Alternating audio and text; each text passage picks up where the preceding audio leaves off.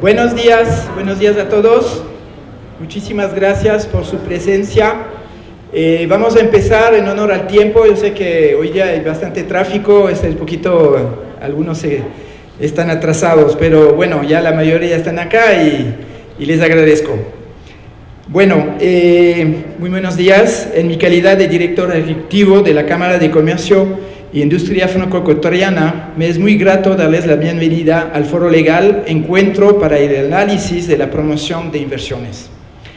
Ese importante foro organizado por la CIFEC con el apoyo de prestigiosos estudios jurídicos, así que la participación de importantes representantes del sector público, es una propuesta a través de la cual se busca apuntar y acompañar al plan de acción gubernamental enfocado en la atracción de la inversión extranjera como mecanismo para la reactivación económica del país.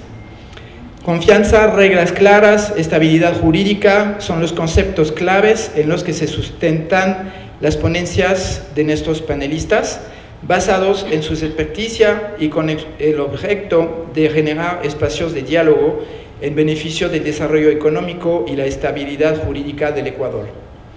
Debo agradecer y señalar que este evento no habría sido posible sin el valioso aporte de nuestros auspiciantes, los estudios jurídicos ESIJA GPA, Falcón y Puig, Apreclau, Flor y Hurtado, Puente y Asociados, Quevedo y Ponce, Lex Valor, Pérez, Bustamante y Ponce, además de Ansel Auditores, BDO Ecuador Consultores, Fexlau Abogados, Eternal Flowers, los que nos ayudaron a la decoración floral que ustedes pueden ver, Agua Tradicional que ya pueden encontrar en su mesa. Asimismo, quiero dar las gracias y expresarle nuestro reconocimiento por brindarnos su tiempo y compartir sus conocimientos en experiencia en este foro a nuestros invitados especiales. No todos están acá, pero le voy a citar que son el doctor Íñigo Salvador Crespo, Procurador General del Estado, el abogado Marco Moya Jiménez, subsecretario de Inversiones, Ministerio de Producción, el economista Mauricio Pozo Crespo, exministro de Economía y Finanzas, la doctora María Sara Girón, que hoy día será un poquito atrasada, me hicieron un comunicado desde su despacho porque tiene un evento con el presidente de la República, ¿no? Entonces ella es directora del Servicio Nacional de Contratación Pública. También nos acompañará el abogado Héctor Borja, Dario Borja, director de Patrimonio Legal del Ministerio de Energía y Recursos Naturales No Renovables. El foro se desarrollará a través de 5 mesas temáticas en los que se analizarán los siguientes puntos. La primera mesa será escenario actual, la segunda colaboración público-privada, la tercera cuestiones de orden fiscal tributario, la cuarta transparencia y la quinta energía y recursos naturales. Y para su mejor desenvolvimiento, igualmente contaremos con el apoyo de importantes profesionales en calidad de moderadores de las mesas que son la abogada Rebeca Iliesca, coordinadora de Ecosistema de Minería, AEI, la doctora Paola Robalino, miembro del Instituto Ecuatoriano de Derecho Tributario, socia y directora del área de impuestos de ESIJA GPA, el ingeniero Juan Carlos Dueñas, secretario de Extracción Industrial Transparency Initiative, EIT. Finalmente, quiero dar un agradecimiento muy especial a ustedes, presentes aquí en el Hotel Colón, y aprovecho para comunicarles que este foro será grabado y reproducido a través de redes sociales de la CIFEC, así que le vamos a compartir también con los estudios jurídicos presentes y todo el mundo presentes acá. A continuación, me permito ceder la palabra al economista Adrián Ordóñez, presidente del directorio de la Cámara de Comercio e Industria Franco-Ecuatoriana. Bienvenido, Adrián. Muchísimas gracias.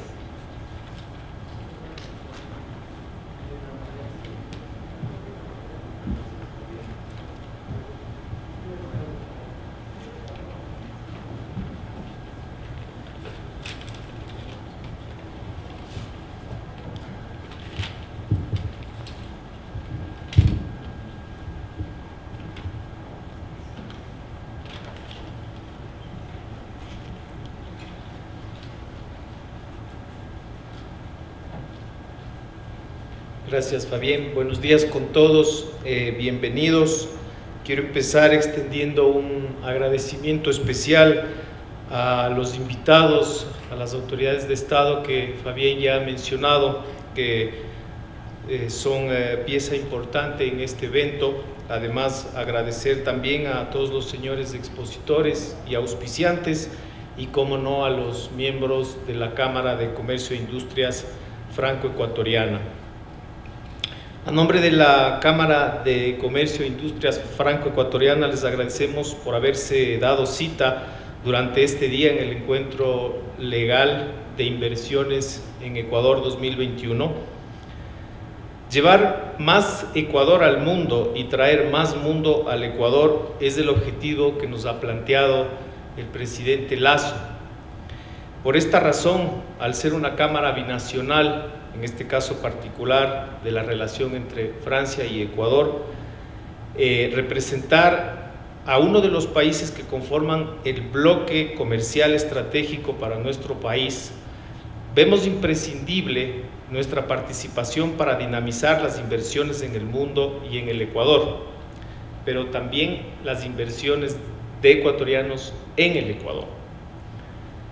Para la Cámara de Comercio e Integración de Industrias Franco-Ecuatoriana constituye un honor y una responsabilidad ser, a través de encuentros como este, una célula generadora de análisis y oportunidades para las inversiones que generen más empleo, movimiento de divisas, calidad de vida para los ecuatorianos y demás.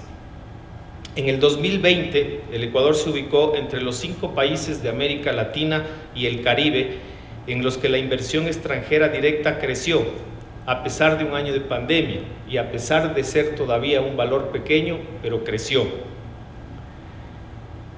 Eso nos invoca a pensar que en nuestro país hay un gran camino y una gran oportunidad para crecer las cifras y desarrollar nuestra economía. El año pasado recibimos 1.190 millones de inversión extranjera directa. Eso es algo más de lo que sucedió en el 2019, pero insisto, sigue siendo incipiente, no llega ni siquiera a ser el 2% del Producto Interno Bruto. A través de este espacio les invito a aprovechar la discusión y a que veamos más allá de nuestras fronteras. Les invito a potenciar, entre otros, los sectores de hidrocarburos, minería, agrícola y exportación. Nuevamente, bienvenidos todos a este encuentro en el que, más que plantearles ideas de desarrollo enfocado en la inversión, esperamos sea la semilla de un nuevo proceso de crecimiento y desarrollo económico. Nuevamente, todos bienvenidos y muchas gracias.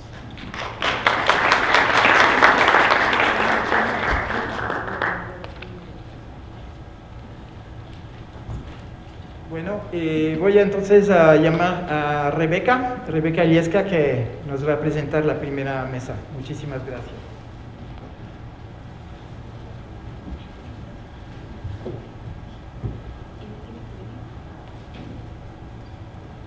Buenos días con todos y con todas. Perdón, soy más pequeña, así que voy a tratar de arreglar. Muchísimas gracias por Adrián y Fabián por haberme hecho esta importante invitación. Para mí es un gusto poder estar aquí con todos ustedes y además hablando de un tema tan importante como es los aspectos legales para una inversión extranjera que tanto necesita el Ecuador. El día de hoy, como dijo Fabián, voy a estar moderando algunas de las mesas y vamos a empezar ahora con el escenario actual. Tenemos importantes expositoras y expositores, quizás no sé si Fabián voy nombrando y van a pasar. Entonces voy a ser muy rápida, muy breve en presentar a todos los participantes, a los expositores. Luego, como dijo Fabián, voy a hacer al final un resumen un poco de las ponencias y abriremos también para tener una pequeña discusión, un diálogo de unas de las preguntas si es que hubieran en ese momento. Entonces, por favor, a la doctora Patricia del Estudio Jurídico Paz Horowitz, si está aquí, por favor, si puede pasar.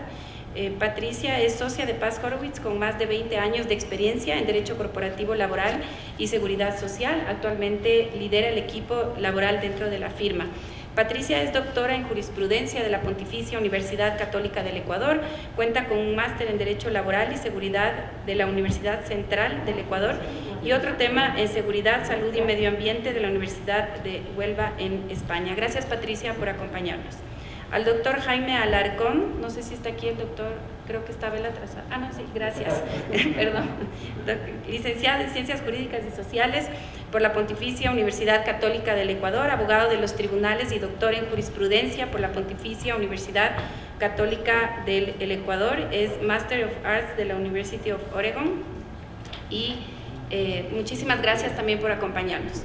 Al doctor Miguel Ángel Puente, es socio fundador y gerente general de Puente y Asociados, doctor en jurisprudencia, abogado de los Tribunales de Justicia y licenciado en Ciencias Jurídicas de la Pontificia Universidad Católica del Ecuador, máster en Administración de Negocios de la Universidad Internacional SEC del Ecuador. En la actualidad desempeña el cargo de presidente del Instituto Ecuatoriano del Cemento y del Hormigón, es presidente de Kellogg Ecuador, miembro del directorio de la Asociación de Instituciones Financieras del Ecuador y miembro del Comité Jurídico de la Asociación de Instituciones Financieras. Muchísimas gracias también por estar aquí con nosotros. La abogada Giovanna Puente es socia de Puente y Asociados, directora del área de Propiedad Intelectual y Asuntos Regulatorios, abogada de los Tribunales del Ecuador y por la Pontificia Universidad Católica del Ecuador y máster en Propiedad Intelectual por la Universidad Carlos III de Madrid. Actualmente es miembro del Comité Permanente de Desarrollo y Propiedad Intelectual y miembro de la Asociación Internacional de Auditores Legales. Muchísimas gracias también y disculpa, creo que debía haberle invitado en primer lugar hacer la invitación a Marco Moya. Marco es el subsecretario de Inversiones del Ministerio de Producción. Gracias, Marco, también por acompañarnos. Muchísimas gracias a todos.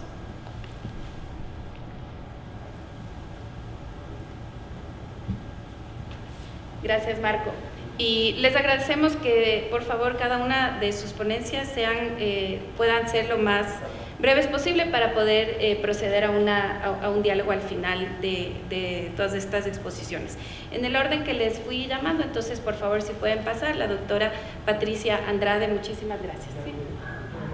Ah, les van a dar micrófonos. Ah, ya, perfecto. Muchísimas gracias.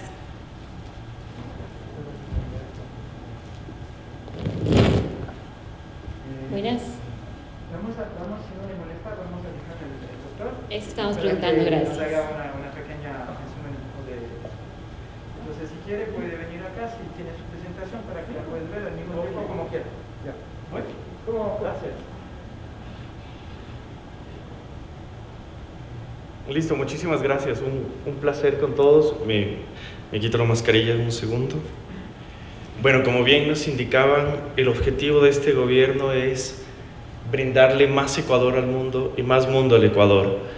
Entonces, estrechar lazos no solamente con la comunidad franco-ecuatoriana y al mismo tiempo con una infinidad de estudios jurídicos que podemos ver aquí es importante, porque si es que nosotros tenemos la capacidad de ver el clima de inversiones nacional y si tenemos la oportunidad de ir mejorando día a día lo que hacemos, cómo nuestros conocimientos pueden ir cambiando y al mismo tiempo cómo las distintas propuestas que existen en ámbito regulatorio como de clima de inversiones evidentemente harán que esto suceda. Bueno, el Ecuador evidentemente se encuentra en un sitio privilegiado dentro de la mitad del mundo con una economía dolarizada. Y conmigo vamos a ir viendo estos puntos tan generales, tan abiertos, que es el clima de inversiones del Ecuador, para que en conjunto luego podamos discutir espacios específicos de cómo ir mejorando, críticas constructivas para, evidentemente, generar un mejor resultado. Una economía dolarizada que quizás desde el 2000 no se ha potenciado, pero esto significa algo importantísimo para cada uno de los inversionistas. Significa seguridad, significa que el valor de una inversión a través del tiempo se mantendrá. No hemos tenido grandes inflaciones y al mismo tiempo sí hemos tenido ciertos años con deflaciones, lo cual por ciertos momentos nos ha brindado una total estabilidad cambiaria. Esto es uno de los resultados más importantes y la oportunidad de conectarnos con todo el mundo. Contamos con 24 oficinas comerciales en 21 países, lo cual hace que nos podamos conectar con todo el mundo de una manera más interesante, más segura y más rápida. Ahora, datos económicos. ¿Por qué son importantes y por qué quizás la inversión extranjera directa del Ecuador no es tan grande, o quizás al mismo tiempo muchos de estos países donde ha llegado no nos puede llamar mucho la atención? Bien, nos comentaban al principio que la inversión extranjera directa en el ejercicio fiscal 2020 fueron 1.100 millones. Pero bueno, en 2016 tuvimos un 17% de aporte de España dentro de la IED 2017, Holanda con un 13%, de igual manera con un 13% de Canadá, Estados Unidos con un 7% en 2019 y China, que sería nuestro ejercicio fiscal más movido, más extraño por la crisis sanitaria, en 2020. Realmente llegar a 1.100 millones de inversión extranjera directa en 2020 era algo que no se pensaba, superando 2019 que fueron 1.000 millones. Esto significa que ha existido un crecimiento del Ecuador en atracción de inversiones. Y bueno, ustedes bien han escuchado que el objetivo del presidente es duplicar el ejercicio fiscal 2020 en IED, es decir, llegar a cierres de el 2024-2025 a 2.200 millones de inversión extranjera directa, y en inversión público y privada llegar a 30.000 millones. Una meta extremadamente importante, y por eso quería que vean datos, para que vean que es una meta que realmente es fuerte, realmente es complicada, pero creo que el trabajo de cada uno de nosotros hará que lleguemos a eso. Ahora, ¿cómo llegamos a ampliar el ecosistema de las inversiones? Evidentemente con acuerdos comerciales y acuerdos para evitar la doble imposición. ¿Qué tenemos vigente? Unión Europea, EFTA, CAN, entre otros. Acuerdos que nos han permitido recibir productos y exportar muchos productos con mejor calidad y mejores precios. Pero ahora, ¿qué tenemos que hacer? Cerrar negociaciones comerciales que estaban vigentes, que estaban latentes, como Alianza del Pacífico, y es por eso que hace 3 semanas el presidente y el ministro Prado acudieron a México para continuar las negociaciones comerciales con México. Si no se cierran negociaciones comerciales con los 4 miembros, evidentemente no se cerrará con Alianza del Pacífico.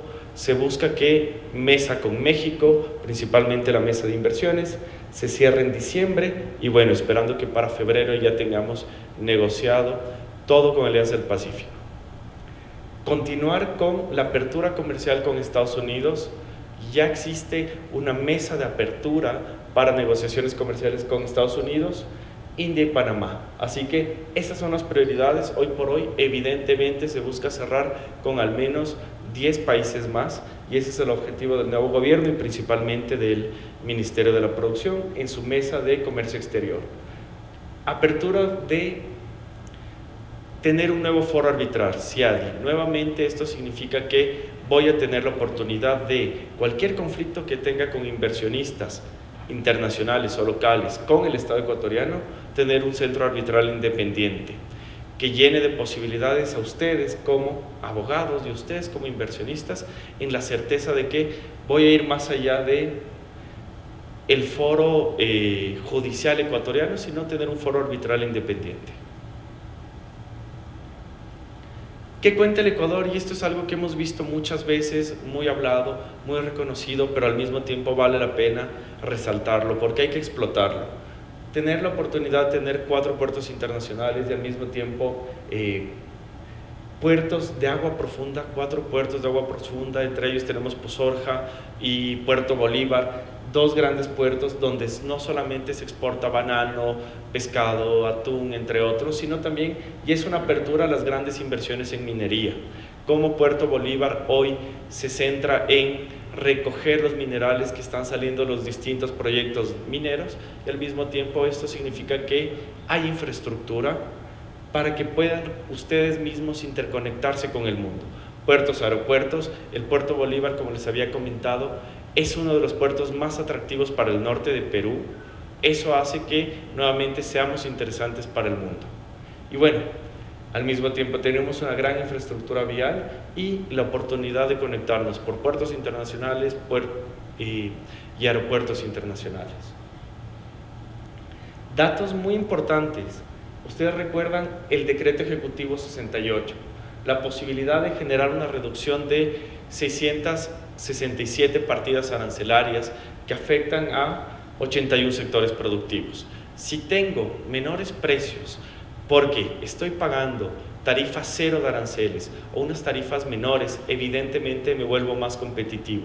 Permito que el consumidor pueda adquirir más y yo como productor, yo como inversionista, pueda llegar a invertir más en ciertos sectores, tenga la oportunidad de adquirir, transformar y exportar. Por lo tanto, ha sido una nueva oportunidad para ver cómo el Estado ecuatoriano está actuando y cómo ya tengo una nueva apertura para generar nuevos mercados y atraer inversionistas. La ventanilla única de atención al inversionista, ustedes también conocerán que este fue un proyecto financiado por el BID ya en el ejercicio fiscal 2018. No se ha potenciado, pero el objetivo es de que funcione, tal como funcionó en Costa Rica y tal como hoy se está tratando de impulsar en Colombia. Es decir, simplificar 35 instituciones que tienen dividido sus distintas tareas desde GATS, desde CERCOP, desde CRI en una sola ventanilla. ¿Qué lo podemos ver estas 35 instituciones, entidades públicas en esta diapositiva? Tener la posibilidad de que solamente en una ventanilla única puedan ustedes hacer todos los trámites, puedan realizar todos los servicios de SENAE, de SRI, del municipio de Quito, entre otros, vale la pena, hace sencillo los procesos. Ustedes conocen el ranking Doing Business, donde nos encontramos en el puesto 129 de 190 economías. Por lo tanto, tenemos 128 economías donde hacer negocios es más fácil. Es importante la ventanilla única, es importante que los procesos sean más sencillos y ese es nuestro trabajo. Y bueno, un dato importantísimo de la fase de vacunación que ha hecho que esta reunión pueda ser in situ, que podamos volver a tener reuniones presenciales, que podamos tener trabajadores dentro de nuestras oficinas. Cumplir con más de los 9 millones, 10 millones en los 100 días fue un gran logro y fue la oportunidad de que podamos seguir trabajando. Y bueno, ¿por qué invertir en el Ecuador? Y quizás aquí podríamos terminar mi presentación ya para generar una mesa de diálogo con cada uno de mis compañeros. Primero, una economía dolarizada que representa seguridad, una baja inflación. Tener certezas que el dólar me da confianza al invertir y al mismo tiempo puedo traer más inversiones de todo el mundo. Estabilidad económica, fiscal y política. El gobierno busca hoy generar certezas, generar seguridad, y eso es lo que tenemos que transmitir cada uno de nosotros. Si tengo una moneda fuerte, al mismo tiempo con ciertas reformas que me permiten mantener esta moneda, evidentemente genero seguridad. Apertura comercial con el mundo, como ustedes veíamos, queremos cerrar Alianza del Pacífico, comenzar nuestras negociaciones comerciales con Estados Unidos, cerrar con India, Panamá y al mismo tiempo con 10 mercados más. Infraestructura, contamos ya con una infraestructura que quizás vale la pena que siga siendo potenciada, siga siendo utilizada, pero es una infraestructura muy válida, potente, interesante.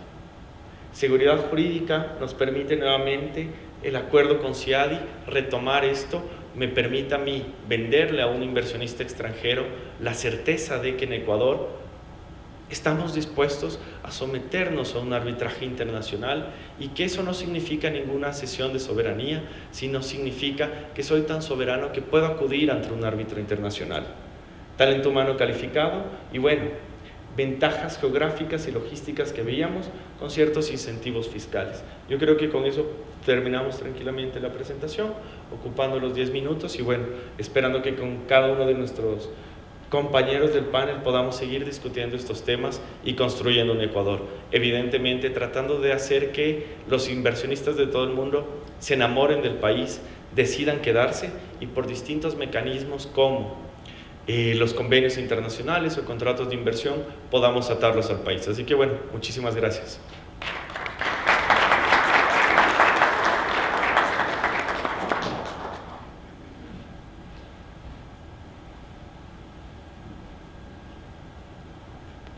Bueno, creo que me toca a mí, no sé si podemos poner la presentación. Primero que nada, gracias a la Cámara Franco-Ecuatoriana por la invitación y un saludo a todos los que estamos aquí. Qué bueno que ya podamos tener estos eventos presenciales que nos generan más cercanía. Yo voy a hablar sobre la estabilidad jurídica y seguridad jurídica. Esto parte del artículo 82 de la Constitución, que establece qué debemos entender por seguridad jurídica y establece que se fundamenta en la existencia de normas previas, claras, públicas y aplicadas por las autoridades competentes. Es decir, ya tenemos un primer inicio para entender qué es seguridad jurídica para la inversión ecuatoriana y extranjera.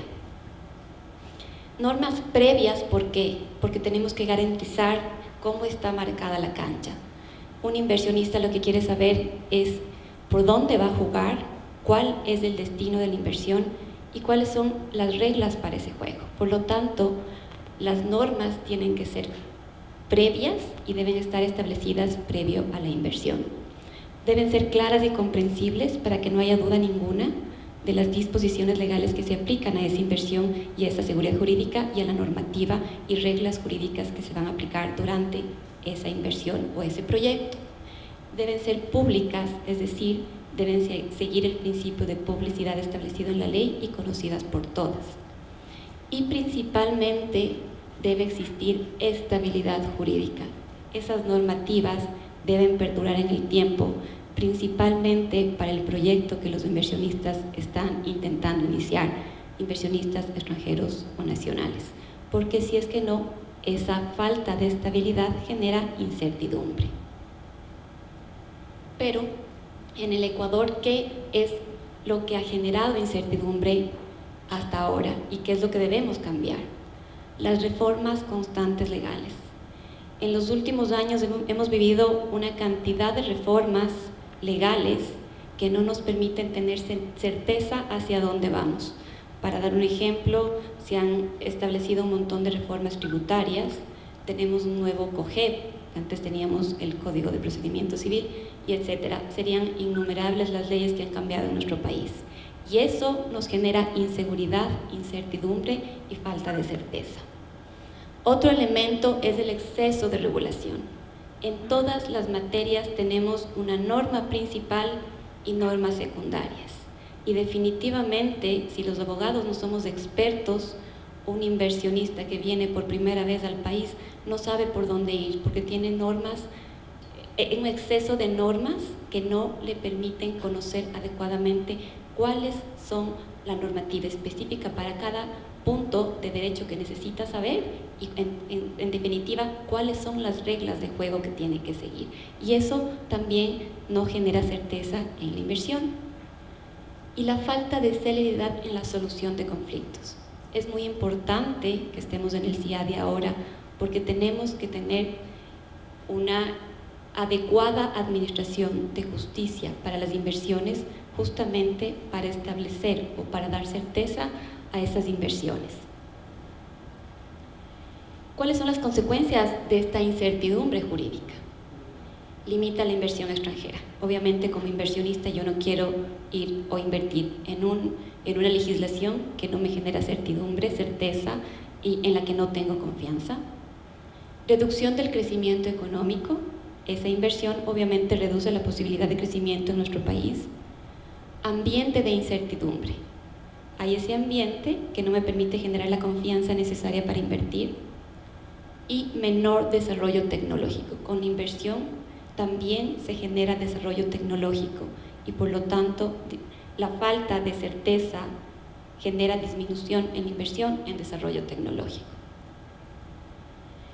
Como bien lo ha dicho el representante del Ministerio, en el Ecuador en el 2020, el Ecuador fue uno de los 5 países de América Latina y el Caribe que creció en inversión extranjera. El Ecuador tuvo 1.190 millones, del 22% más que el año 2019.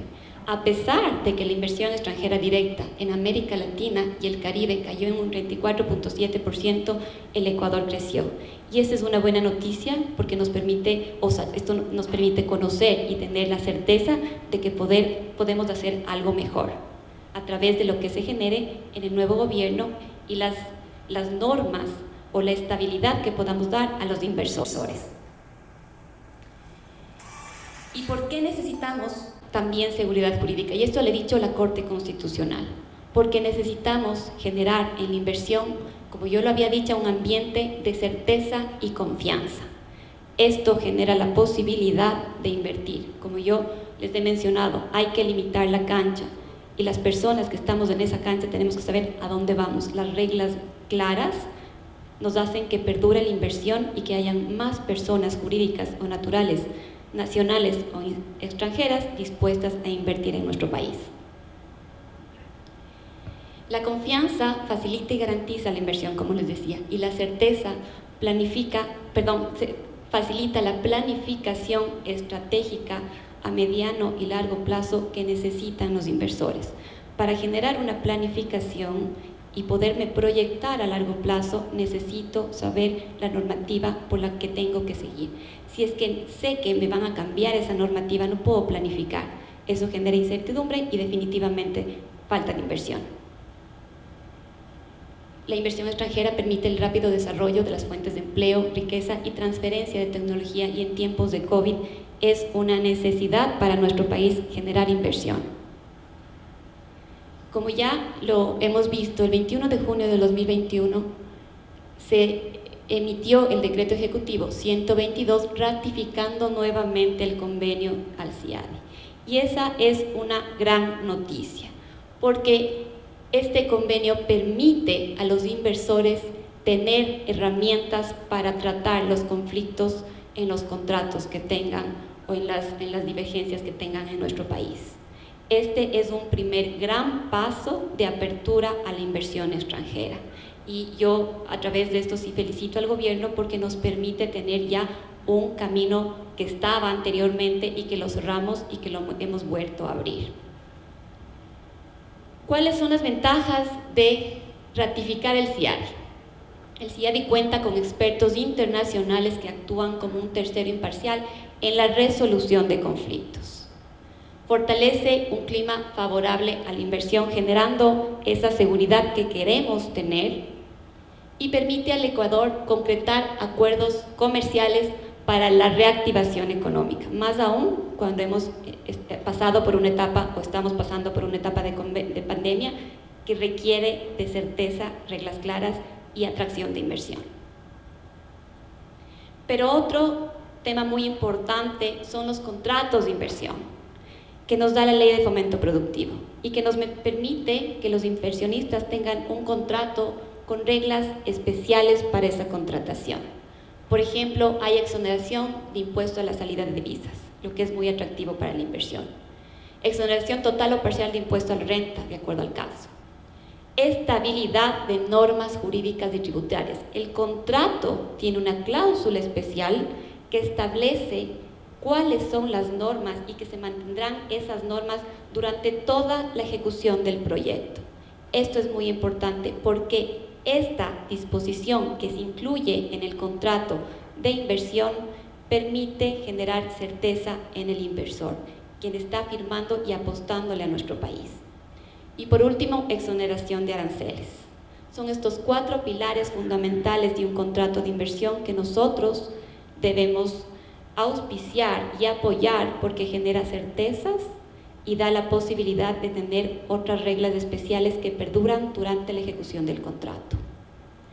Estos contratos de inversión pueden suscribirse en distintos ámbitos: alimentos, agrícolas, servicios logísticos, turismo, sector agroindustrial, etc. Tenemos varios aspectos o varias áreas en las que podemos suscribir estos contratos de inversión, que son especialísimos y que le dan a la inversión seguridad jurídica durante la ejecución de su proyecto. Por lo tanto, yo solo para concluir quiero decirles que es una obligación de todos generar y apoyar la inversión en el Ecuador para que nuestro país crezca. Como lo hemos visto en el 2020, hubo una inversión importante y fuimos uno de los países que mayor inversión tuvo a nivel regional, lo que tenemos que seguir intentando que crezca para ser un país más grande, productivo y con mayor riqueza. Muchas gracias.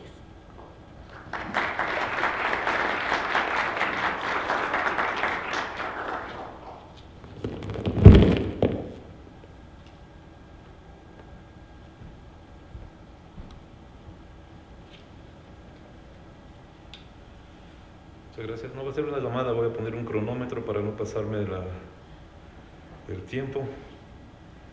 Espero que todavía pase por aquí. Bueno, muchas gracias a la Cámara, muchísimas gracias a todas las personas que han hecho posible este evento. Un saludo especial a todos los panelistas. Marco, mucho gusto de conocerte. Hablamos por teléfono antes de esta conferencia y fue de gran ayuda la llamada. Y muchas gracias también a PREC, abogados, por delegarme para presentarme y hacer esta presentación aquí. Quisiera hacer primero una aclaración. El título de la conferencia se refería a acuerdos multilaterales de inversión. Y quería hacer una pequeña aclaración. En realidad los acuerdos multilaterales de inversión no existen. Hubo un intento que lo voy a explicar más tarde. Y quería hacer tal vez una precisión más bien de una diferenciación entre lo que es un tratado de inversión y un tratado de comercio. Los de inversión en realidad buscan la protección de la inversión, básicamente, que la inversión que se haga tenga un trato justo y equitativo. Normalmente son bilaterales entre gobiernos por sus características. Los tratados o acuerdos de comercio tienen la finalidad de incrementar los intercambios, buscar que se regulen de mejor manera los aranceles, hablar sobre los asuntos aduaneros, armonizar en realidad los intereses que se manejan. Y son multilaterales, como los había mencionado Marco en su presentación. El gobierno está persiguiendo muchísimos de estos acuerdos que básicamente hacen más fácil el intercambio de bienes. Bien, este es un intento que se realizó, este Multilateral Agreement on Investment, que fue promovido por la Organización para la Cooperación y Desarrollo Económico y que se le denominó como MAI. El propósito era proveer de un esquema multilateral de inversión internacional, unos estándares que se refieran más hacia una liberalización de la inversión, un trato igualmente justo a las inversiones y procedimientos más efectivos para la resolución de disputas. Pese que ya existían estos organismos de resolución de disputas, la intención fue de que esto sea concentrado en un solo acuerdo para varias entidades. Los más interesados en este convenio fueron los de países de la Unión Europea, los miembros de esta organización, pero obviamente era un tratado que estaba libre para todos los países del mundo. Las negociaciones, sin embargo, terminaron por el año 1998 y de lo que se puede leer en la literatura, existieron demasiadas presiones con relación a lo que significa o lo que alguna gente entiende lo que es un tratado de inversión, que es una cesión de soberanía.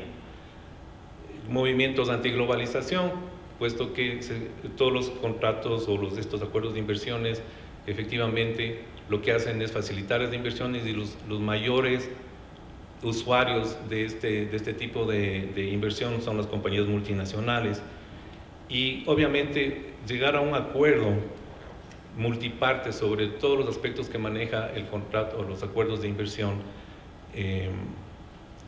llevaron a que a la final me parece que fue justamente Francia el primer país o el país que se retiró y luego ya no progresó.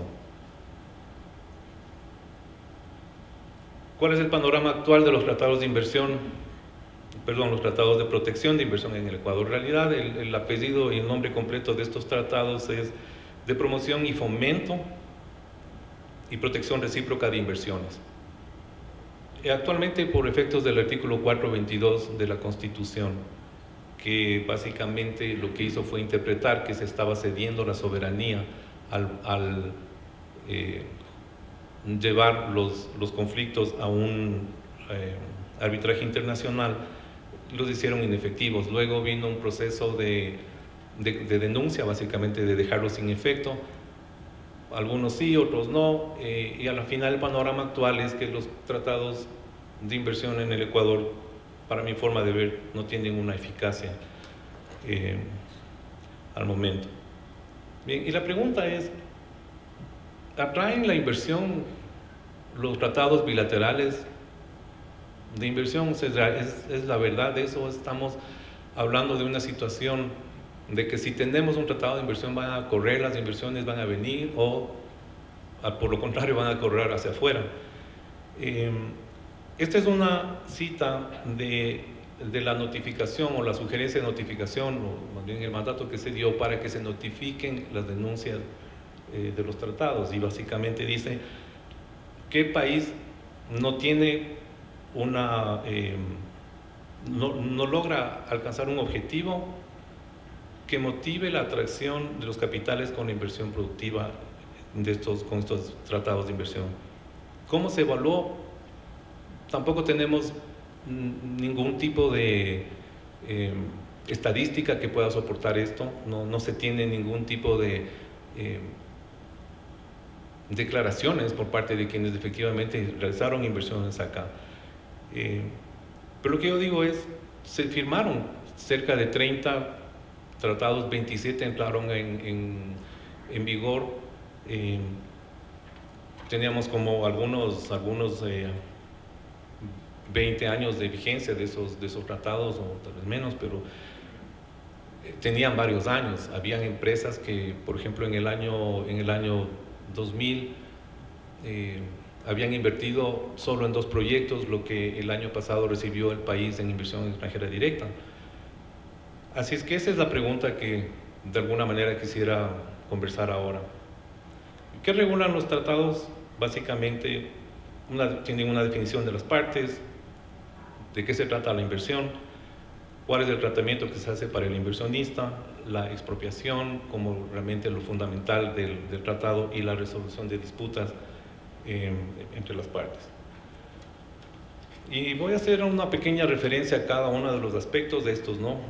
Básicamente quienes firman son los estados, representados obviamente por el organismo máximo del estado, entonces de la República del Ecuador o la República de Francia, o los Estados Unidos de América con otro país, por ejemplo la República del Ecuador.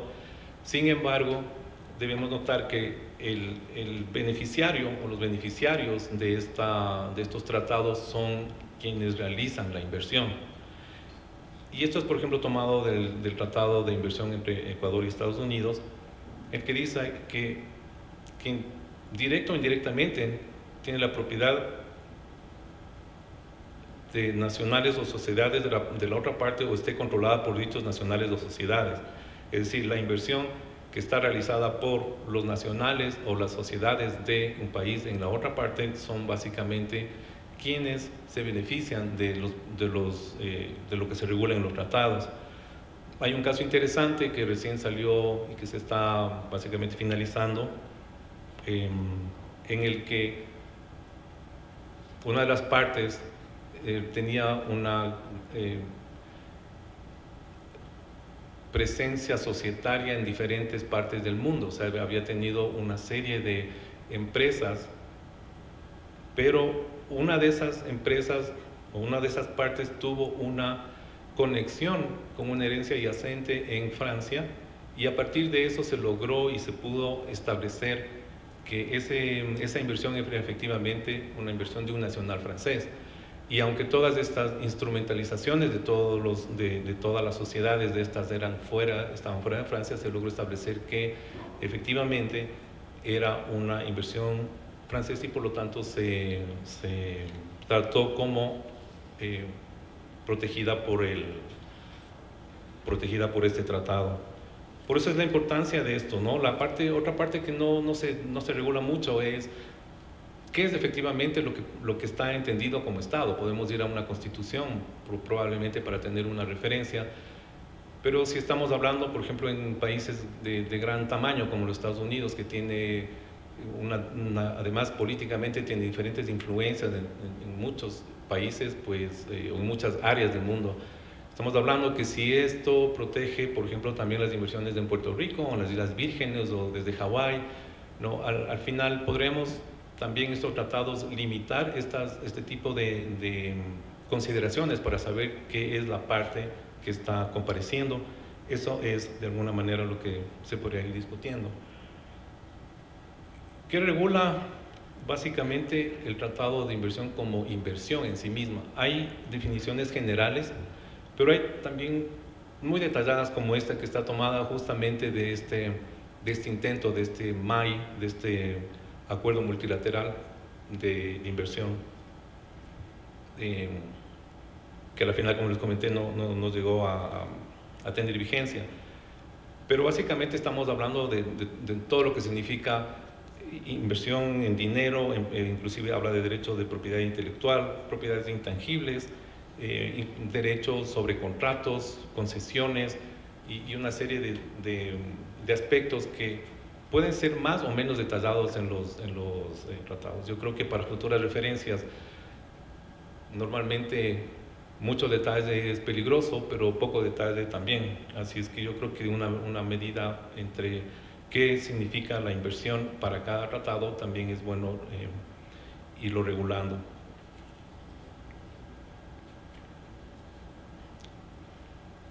Digamos que ahora, esto tal vez es una de las cosas más importantes para mi forma de ver en los tratados de inversión, que son las normas de conducta, ¿no? Porque podemos tener una ley, podemos tener una regulación con respecto inclusive a una forma muy ágil de resolver los problemas, de resolver los conflictos, pero si no hacemos caso a lo que la norma de conducta que nos dice, en este caso el tratado, pues realmente no vamos a tener un mejor ambiente para las inversiones, mi forma de ver. ¿Qué es lo que dicen? La inversión que se hace aquí no va a tener un tratamiento menos favorable, o no va a tener un tratamiento más favorable que otros, o si le tratas de forma más favorable a otro, yo también tengo derecho a ese tratamiento más favorable, ¿no? No se puede tratar las inversiones con discriminación, ¿no? El ejercicio o la vida de esa inversión tiene que ser tratada de la misma manera, de principio a fin. No se puede direccionar acciones para perjudicar a una inversión. Por ejemplo, la autoridad no puede inventarse o no puede generar multas en contra de una compañía para poder justificar posiblemente una terminación de un contrato de una forma discriminatoria. Ese tipo de cosas. Hay otras normas que también se establecen en los tratados y que están, por ejemplo, relacionadas a la permanencia y libre utilización de personal, de técnicos, ¿no? Quiero mencionarles que, por ejemplo, en el Tratado de los Estados del Ecuador con Estados Unidos, que tiene justamente esta norma que está citada ahí, servía para pedir visas de residentes de ecuatorianos en los Estados Unidos. Por eso la pregunta de ¿sirven los tratados de inversión realmente o no? Y que se diga que no se cumple con los objetivos así sin ningún tipo de sustento, me pareció, obviamente todos creemos que fue muy apresurado. La expropiación es probablemente el bien que más se protege en los tratados de inversión. Eso es lo que todos quisiéramos tener. No, que no se prohíba, que no se expropien los bienes. Pero lo que dicen los tratados es, si expropian, tiene que dar el tratamiento justo, equitativo que se da a todas las expropiaciones. Yo lo había puesto aquí también entre la expropiación la libertad del uso de los fondos, del poder sacar los fondos, porque a veces ese uso de fondos o esas limitaciones también pueden entrar y ser tratadas como expropiaciones. Hay un caso que les quería mencionar, cuando fue el caso del IVA petrolero. No sé si ustedes recuerden, algunos tal vez no estaban todavía en edad de conocer ese caso, lo vivimos acá con algunos de los colegas.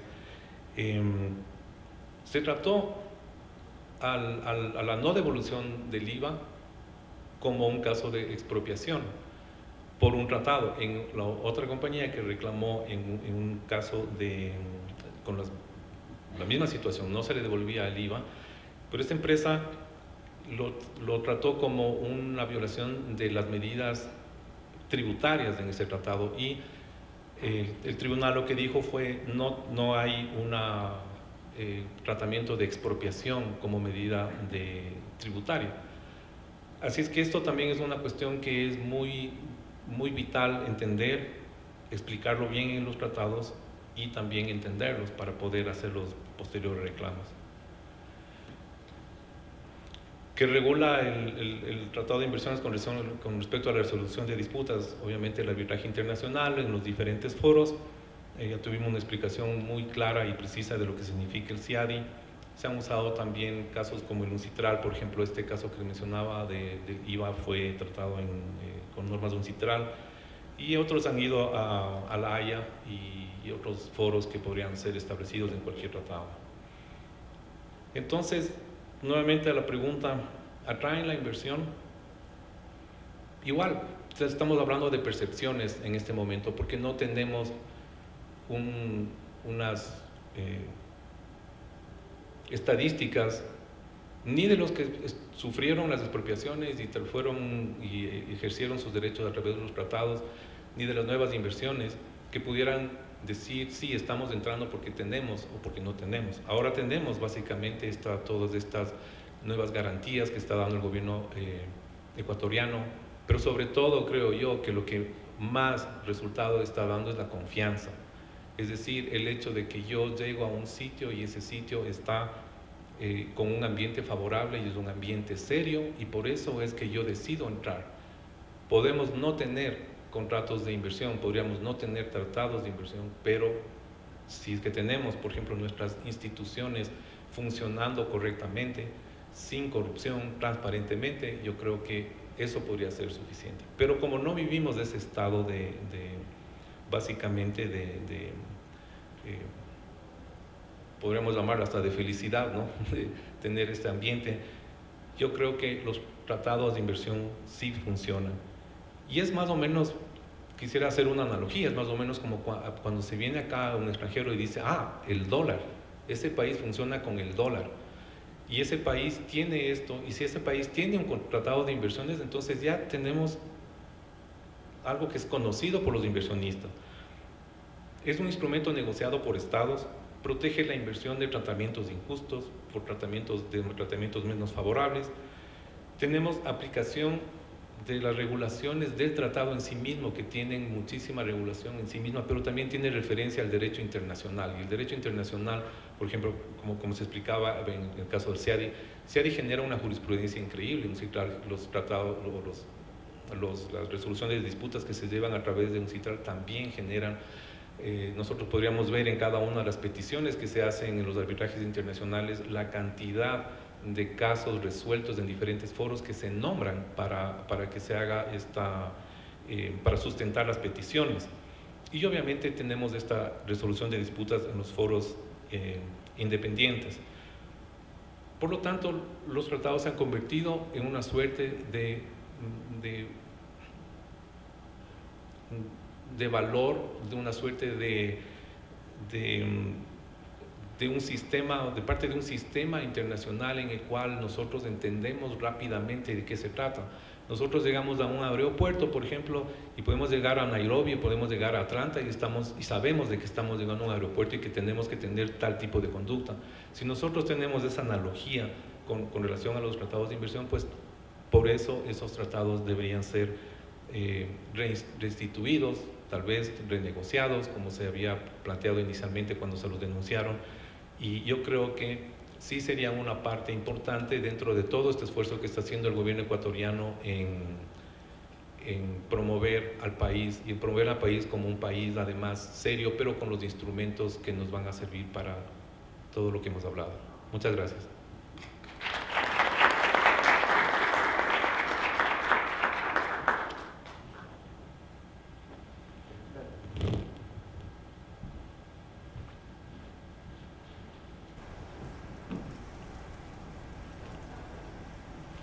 Muy buenos días con todos, qué gusto poder encontrarme con grandes y buenos amigos en esta reunión. Creo que ya todos estábamos esperando de alguna forma estos eventos presenciales y creo que es una buena forma de comenzarlos.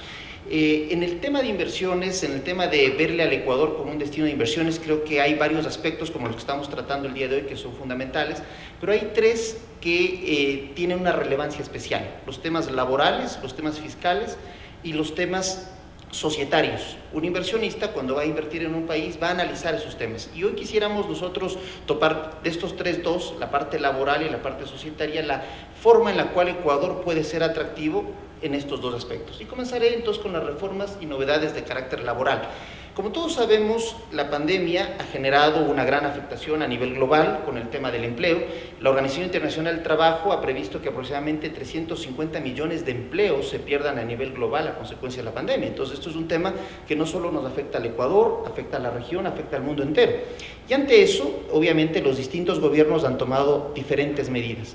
El gobierno en su momento, el gobierno pasado, presentó a la Asamblea, y esta lo aprobó, la Ley de Apoyo Humanitario, que prevé justamente algunas medidas para poder enfrentar, y quisiera hacer una revisión porque tal vez la mayoría de ustedes conocen estos temas, pero creo que es importante ver cuáles son las opciones que tenemos todos en este momento en el estado que nos encontramos post pandemia, y cuáles son las opciones que tiene el inversionista para ver el tema laboral en el país. Y esto justamente me referiré igual rápidamente al tema de la propuesta presentada de la Ley de Creación de Oportunidades. A propósito, he dividido nuestro tiempo para tratar estos dos temas. La primera mitad voy a hacerlo yo y la segunda mitad la voy a Giovanna Puente. Entonces, ¿cuáles son las medidas que la Ley de Apoyo Humanitario establece? Los acuerdos para la prevención del trabajo, que es básicamente un mecanismo a través del cual el empleador y los trabajadores, en virtud de la situación de pandemia, se ponen de acuerdo para revisar las condiciones económicas sin que esto implique una afectación, es decir, las personas, hay determinados límites que la ley establece. Por ejemplo, no se pueden hacer ajustes a la remuneración que estos representen disminuir por menor valor de la remuneración básica unificada. Estos acuerdos tendrán naturalmente que contar con la aceptación del trabajador y del empleador. Estos acuerdos tienen el objetivo de viabilizar el negocio, de mantener las plazas de trabajo. Y entonces, imaginémonos una persona que antes ganaba $2,000, tenía una posición, es probable a través de esta medida para la prevención del empleo que llegue a un acuerdo para, en las nuevas condiciones que están, manteniendo la jornada. Este no es un tema de reducción de la jornada, sino manteniendo las condiciones normales, tal vez de teletrabajo, trabajo presencial, hacer un ajuste a esta remuneración. Y entonces, la siguiente, por favor.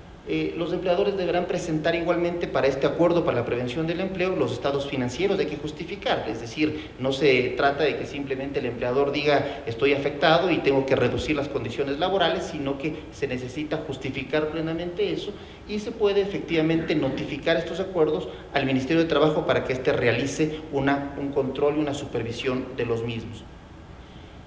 Otra de las figuras, aparte del acuerdo para la prevención del empleo, fue el contrato especial emergente. ¿Qué es el contrato especial emergente?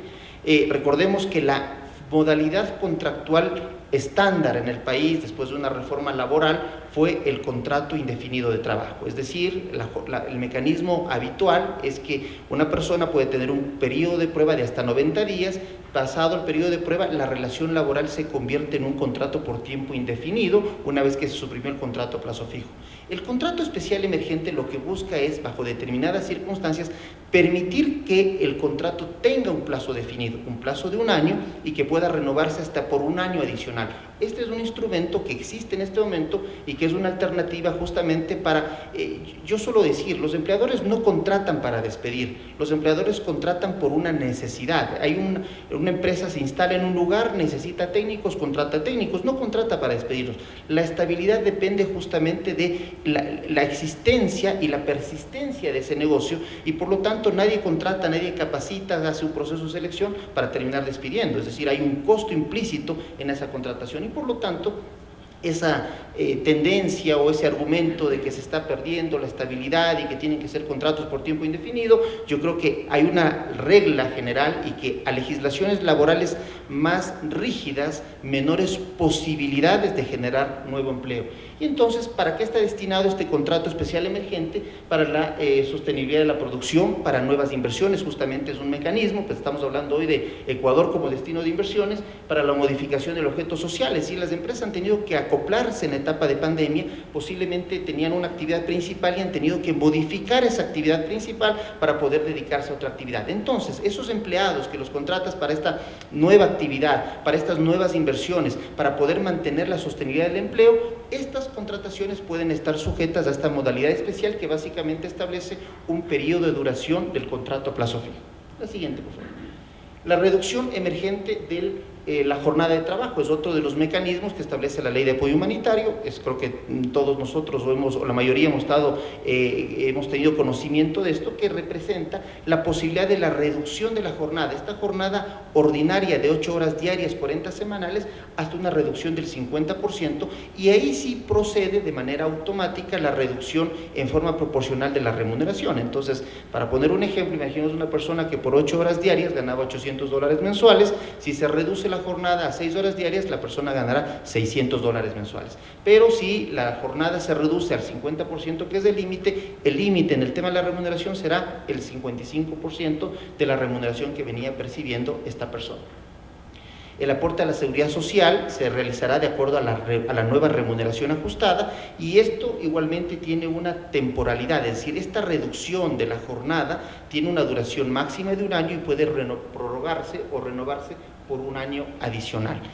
Otro de los temas que es importante mencionar: estando la compañía habiendo suscrito acuerdos para el mantenimiento del empleo, para mantener el empleo, o habiendo reducido la jornada, no se pueden efectivamente realizar distribución de las utilidades, o tampoco se puede realizar una disminución del capital social de las compañías. Es decir, la idea básicamente es, si la empresa pide de alguna forma un apoyo a los trabajadores con el tema de un ajuste en la remuneración, en las condiciones laborales, o una reducción en la jornada, la idea no es que eso permita un mayor beneficio económico para los accionistas, lo cual tiene un sentido de orden social y me parece adecuado. Sigamos, por favor. Bueno, igualmente la figura de teletrabajo, creo que no hace falta abundar en eso. Sigamos, siguiente, por favor. Quisiera más bien, y también el tema de fuerza mayor, creo que es uno de los temas que ha sido mucho conocimiento público. El artículo 169, numeral 6, establece como una causal para la terminación de la relación laboral la fuerza mayor o caso fortuito, y que estableció la Ley de Apoyo Humanitario. Para que se pueda aplicar esta fuerza mayor o caso fortuito, se requiere justamente que exista un cese total y definitivo de las actividades del empleador. Es decir, no solamente que se disminuyó la posibilidad de los ingresos de la empresa, sino básicamente un cese total y definitivo de las actividades. Y en caso de incumplimiento, justo en este tema de la fuerza mayor, existe una sanción por parte que establece la normativa, que es el pago de una indemnización equivalente a 1.5 veces la indemnización por despido intempestivo. Ahora, voy a referirme igual rápidamente al proyecto de ley. Recordemos, la Ley de Apoyo Humanitario fue un instrumento para poder paliar de alguna forma los efectos negativos de la pandemia en el empleo. Ahora, estamos tal vez saliendo, y ojalá que así sea, de la pandemia, pero tenemos unos grandes retos en materia laboral. Apenas 3 de cada 10 personas tienen un pleno empleo, 7 de cada 10 personas o están desempleadas o están en subempleo o en un empleo inadecuado. Entonces hay que buscar políticas públicas que permitan precisamente unas facilidades para poder contratar. Yo suelo decir que las leyes no generan empleo, es decir, no es que mañana, si ojalá se llegue a aprobar la ley de creación de oportunidades, no es que se aprueba la ley mañana y pasado mañana tenemos un crecimiento del pleno empleo. Eso no es así, pero las leyes son instrumentos que, sumados a otros instrumentos como el retorno del Ecuador al CIADI, como la ventanilla única de inversiones, como los acuerdos comerciales, como la facilitación, lo que permiten es la reactivación económica, y esa reactivación económica, consecuencia directa, es la generación de empleo. Entonces, que se ha hecho unos cuestionamientos respecto al proyecto de creación de oportunidades sobre la imposibilidad de mantener 2 códigos del trabajo. Yo creo que ahí es importante aclarar, no se trata de 2 códigos del trabajo, de ninguna manera. Hay un código del trabajo que mantiene las relaciones laborales, os va a seguir manteniendo la tutela jurídica de las relaciones laborales existentes. Lo que se crea es un marco legal para permitir la contratación justamente de aquellas personas que hoy no tienen un pleno empleo, y para eso también es importante mencionar, existen antecedentes. Por ejemplo, en Colombia se creó la ley para fomentar el empleo, y existió un fallo de la Corte Constitucional de Colombia, que es el fallo C03804, que establece precisamente la no vulneración de derechos por esta ley, que tenía igualmente condiciones más favorables para la contratación. ¿Y cuál fue el argumento de la Corte Constitucional para indicar que no había vulneración de derechos? Es porque se mantenía intacta la normativa laboral previa a esta reforma, es decir, algo similar a lo que se pretende realizar. Entonces, cabe mencionar que la propia Organización Internacional del Trabajo ha hecho un llamado a los distintos gobiernos para poder enfrentar esta crisis de empleo, a flexibilizar sus normativas y las relaciones laborales. Hablar de flexibilización aquí muchas veces es considerado como una mala palabra, pero es la realidad. No hay forma, reitero, hay una regla general. A mayor rigidez laboral, menos oportunidades de contratación. Y rápidamente esto, para terminar y no tomar más tiempo, algunos de los temas del periodo de prueba. El periodo de prueba es importante mencionar, la ley actual, Código del Trabajo, dice hasta 90 días, el periodo de prueba que se podría establecer en el contrato individual alternativo, porque esto es un contrato individual alternativo, no se elimina el anterior, es una alternativa de contratación. Se podría entonces celebrar un contrato a prueba de hasta 5 meses, no es de 5 meses, sino que podría ser de hasta 5 meses. La estabilidad laboral igual se ha cuestionado, el tema de, reiteramos, existe hoy por hoy ya una norma, que es de la Ley de Apoyo Humanitario, que establece una contratación a plazo fijo por 1 año y la posibilidad de renovar hasta por un segundo año. En este caso, la posibilidad es de que, sobre todo para los emprendimientos, pueda renovarse el contrato de trabajo por el tiempo que requiera, hasta un plazo máximo de 4 años, donde se entiende que el emprendimiento habrá tenido la madurez suficiente para mantenerse o lamentablemente cerrar, como muchos de los casos sucede. Las horas extras, igualmente existe un cambio. Ustedes recordarán las horas extraordinarias y suplementarias. Las extraordinarias tienen un recargo del 100%, las suplementarias del 50%. Acá se cambia ese esquema a un esquema de un incremento del 50% para las extraordinarias y de 25% para las suplementarias. No existe un concepto del recargo del 25% de horas nocturnas, porque se establece que la jornada ordinaria son las 24 horas y la jornada máxima puede durar hasta 12 horas diarias, pero no más de 40 horas semanales. Sigamos, por favor. La jornada igualmente, 40 horas semanales, pero distribuido hasta en 6 días. Ya existe igualmente antecedentes de la normativa vigente que permite para determinados tipos de contrataciones de este tema. El descanso incluye el tiempo del almuerzo y puede establecerse un máximo de 6 días. Las vacaciones se mantienen los 15 días y se establece que no se pierde la acumulación de las vacaciones, como existe hasta ahora en un límite establecido. Y el desahucio, existe la propuesta establece una reducción. Hoy por hoy el desahucio es 25% de la remuneración por el número de años. La propuesta es que sea 15% de la remuneración. El despido intempestivo, igualmente existe una modificación, 50% de la remuneración por el número de años de servicio, con un límite de 15 años.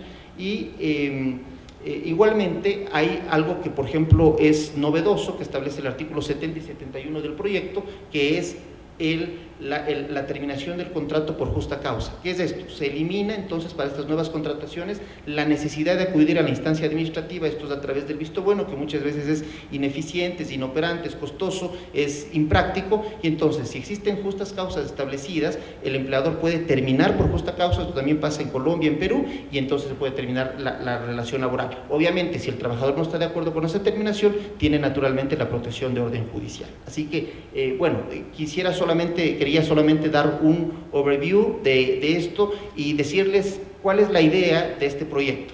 El proyecto yo creo que hay que apoyarlo en la medida que lo que busca es no precarizar las relaciones laborales, sino permitir unas condiciones más favorables. Nuestra legislación laboral es muy estricta y cuando es muy rígida, tiene unas connotaciones de un código de 1938, que muchas de esas normas no se adecúan a la realidad actual, y por lo tanto lo que se busca es permitir la posibilidad de que esa persona que hoy no tiene empleo y que hoy no podemos garantizarle que tenga un sinnúmero de beneficios a los cuales ni siquiera tiene acceso, pero que al tener una legislación más flexible pueda permitirse la contratación laboral. Muchísimas gracias.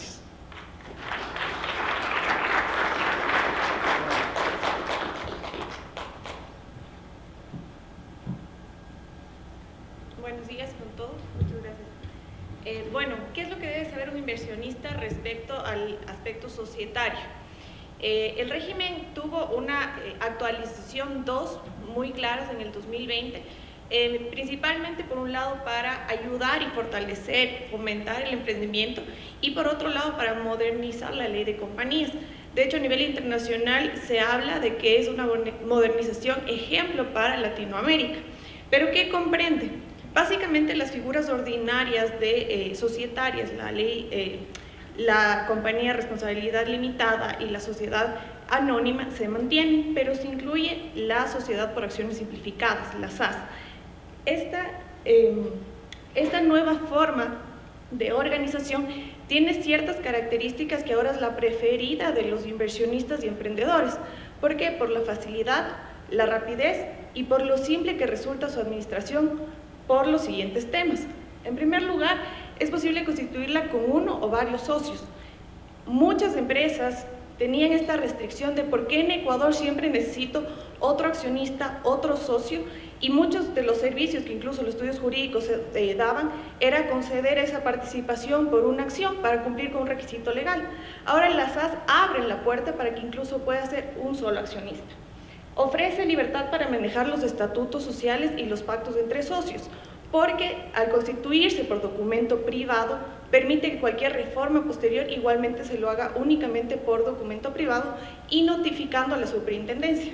Evidentemente hay casos muy puntuales de actos societarios que necesitan una autorización previa, pero esto facilita para que administradores y socios hagan acuerdos en función de las necesidades del mercado.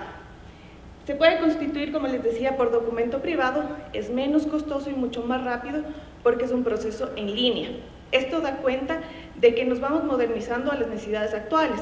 El uso de la firma electrónica ahora es un hecho, el uso de plataformas gubernamentales en línea también, y esto ha impulsado que muchas instituciones se sumen a estos esfuerzos de digitalizarlo todo. Entonces, no requiere tampoco un capital mínimo, no requiere el pago de costos notariales, de costos registrales en registro mercantil, ni tampoco gastos adicionales, por ejemplo, notariales con cambios societarios posteriores. Puede dedicarse a cualquier actividad mercantil. Este punto es importante porque aplica a todas las formas societarias. Ya no existe este objeto único que lamentablemente en algún punto la legislación estableció, con lo cual ahora hay una apertura a la inversión para que puedan diversificar sus actividades. También existe, no requiere un plazo de duración definido o específico, y los accionistas tienen responsabilidad limitada, lo cual protege su patrimonio. Además, como les decía, es súper importante, se puede crear con un solo accionista que además es el mismo administrador y puede gestionar su negocio. Muchos emprendedores por los costos solían utilizar su registro único de contribuyentes para efectos fiscales y tenían esta distorsión entre el patrimonio de su negocio versus su patrimonio propio. Ahora la SAS es una alternativa que les permite diferenciar estos patrimonios y tener el control efectivamente de ingresos y egresos y formalizar su negocio de tal manera que ahora se aumenta el número de sujetos a crédito. Las instituciones bancarias ya tienen mucha más apertura a la SAS porque es una figura, como les digo, de las más utilizadas hoy por hoy. Esto es un dato nada más. En los primeros 8 meses del 2021 se han constituido un total de 10.590 empresas en el país. De estas, el 25% son sociedades de acciones simplificadas SAS que se constituyen con menos de $400 de su capital. Principalmente, la fuente de inversión se ha identificado que es capital mexicano y curiosamente el objeto social o actividad primigenia es la construcción. Entonces esto nos da ciertas luces de hacia dónde va el capital y lo beneficioso que ha sido esto. Esta información está en la Superintendencia de Compañías y ha sido extraída de Primicias que lo ha consolidado. Por otro lado, se ha concedido más protección a los accionistas minoritarios. Anteriormente la legislación establecía ciertos requerimientos de mayorías absolutas o daba cierta preferencia al capital mayoritario y ahora se establecen mayorías de minorías, valga la redundancia, para tomar ciertas decisiones, para cuestionar las decisiones, por ejemplo, de administradores, para pedir cuentas sobre la administración del negocio y cuando existen posibles conflictos de intereses con los accionistas mayoritarios. Por otro lado, también se ha implementado el Business Judgment Rule, que básicamente establece que los administradores tienen más libertad para la toma de decisiones, siempre y cuando se justifique la necesidad en el negocio, que se lo ha hecho en ejercicio de las funciones y que no incurre un conflicto de interés y actuaron de manera opresiva o contraria a la ley.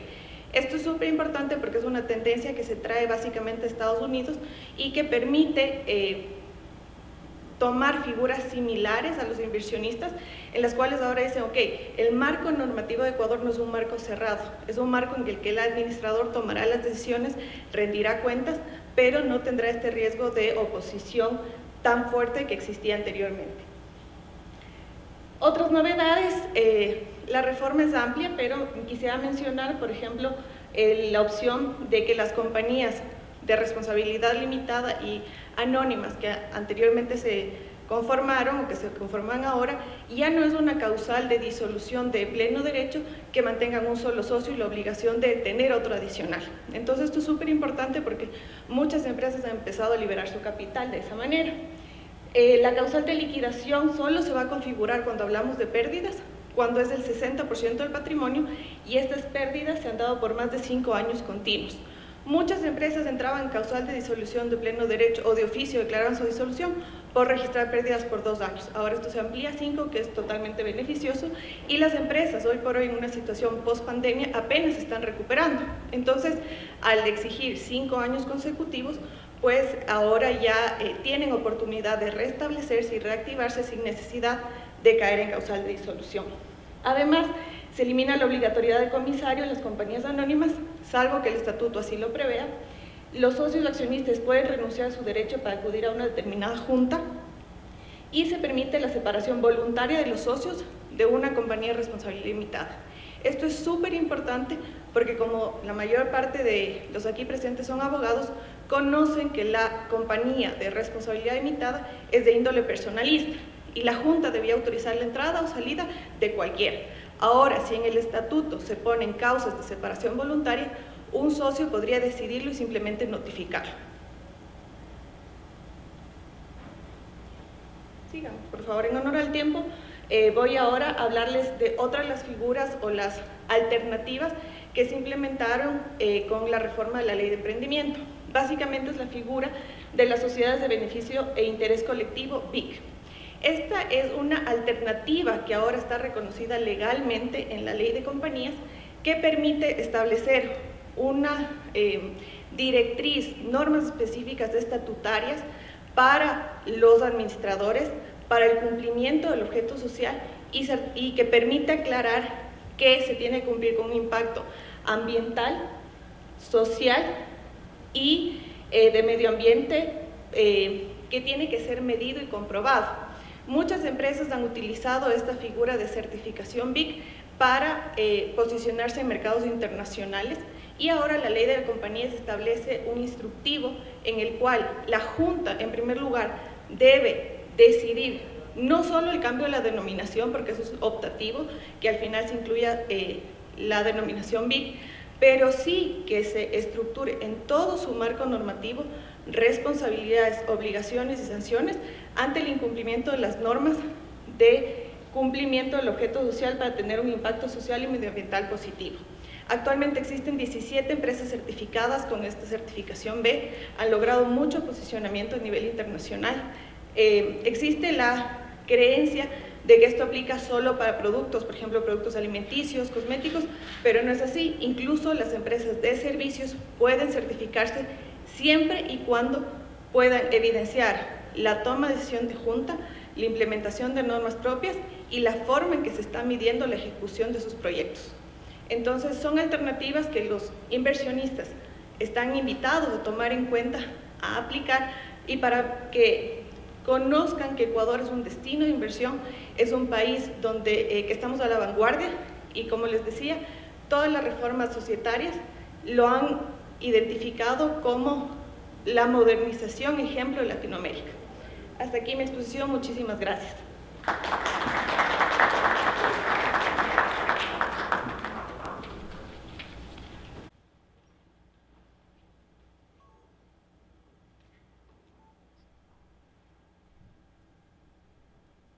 Muchísimas gracias a todos, ha sido de mucho conocimiento e ilustración para todos los presentes y quisiera primero abrir si es que tienen una ronda de preguntas. Voy a tratar de resumir todo lo que se ha mencionado. Creo que en todas las ponencias que se han dado el día de hoy, las intervenciones, creo que hay temas comunes. Muchísimas gracias a Marco Moya como subsecretario. Desde la política pública y el gobierno nacional nos informan temas que hemos querido escuchar desde hace algún tiempo, ¿no? Es importante, creo que va de la mano desde todas lo que también se ha indicado por parte de los expositores. La necesidad de tener nuevas inversiones, la importancia también de la infraestructura, que tenemos también una infraestructura estratégica, Un tema fundamental que han mencionado todos es la seguridad jurídica, el ingreso al CIADI como un tema positivo y incentivos fiscales también que son necesarios también para toma de decisiones de los inversionistas. Gracias Patricia que nos ha dado información clarísima sobre la seguridad jurídica.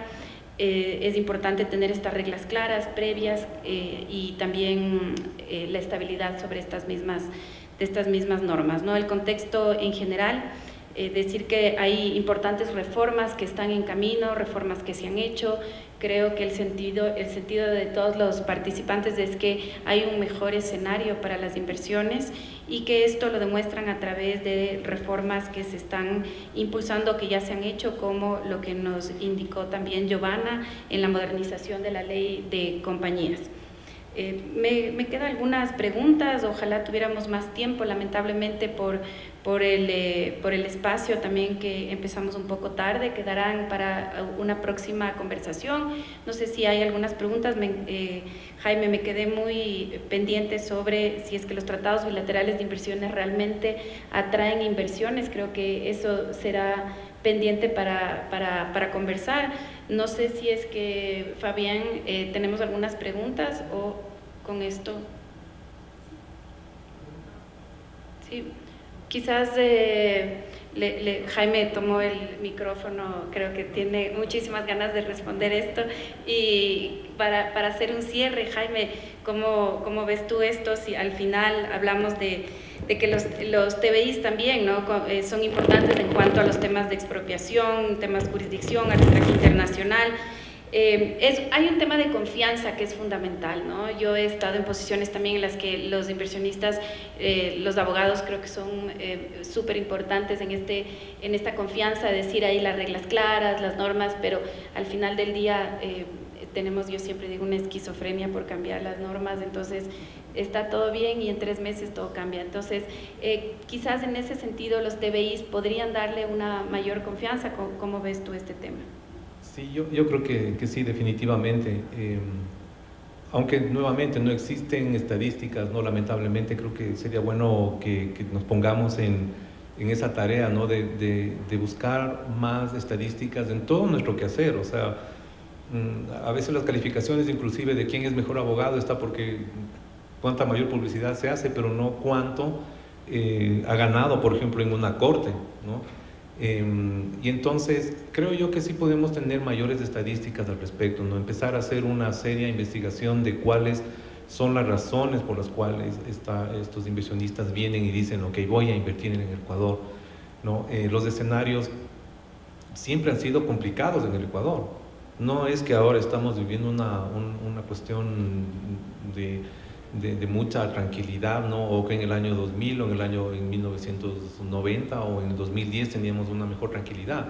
Me parece que siempre hemos vivido en estos momentos, pero todos estos instrumentos efectivamente abonan a eso, ¿no? Y el Tratado Bilateral de Inversiones, de protección de inversiones, porque además son de fomento. Yo, más que el hecho de que se busque una protección contra la expropiación o por un tratado de, digamos, una resolución de disputas independiente, a mí me parece que si nos concentramos también en las normas de conducta y las cumplimos, pues eso nos va a dar una mayor perspectiva, ¿no? O va a dar una mayor perspectiva a los inversionistas. Muchísimas gracias, efectivamente coincidimos. Ojalá que esto sea, como decía algún embajador con el cual trabajé alguna vez, a pesar de nosotros mismos vienen los inversionistas. Entonces creo que nos falta hacer la otra tarea, ¿no? Y agradecer en eso, en especial ahora a Marco, en el trabajo importantísimo desde una subsecretaría de inversiones que es dar esto, ¿no? O sea, no solamente es el mensaje político, la regularización, las normas, la estabilidad jurídica, el mensaje del CIADI, que es tan importante, pero falta todavía algunas cosas por trabajar. Muchísimas gracias. Cierro también con lo indicado por el doctor Miguel Ángel sobre las reformas laborales. Efectivamente, la rigidez en normas laborales no fomenta el emprendimiento, nos dice Miguel Ángel. Habrá que ver el futuro de todas estas reformas Todos esperamos, como han conversado ustedes, como nos dijo Patricia, que tengamos un mejor país más productivo. Creo que con esto, y lamentablemente a mí me encantaría que sigamos conversando muchísimo más, y bueno, quizás a todos, pero por el tiempo Fabián me va a matar. Así que mil gracias, seguiremos, tenemos muchísimas más ponencias durante todo el día. Muchísimas gracias. Gracias a todos.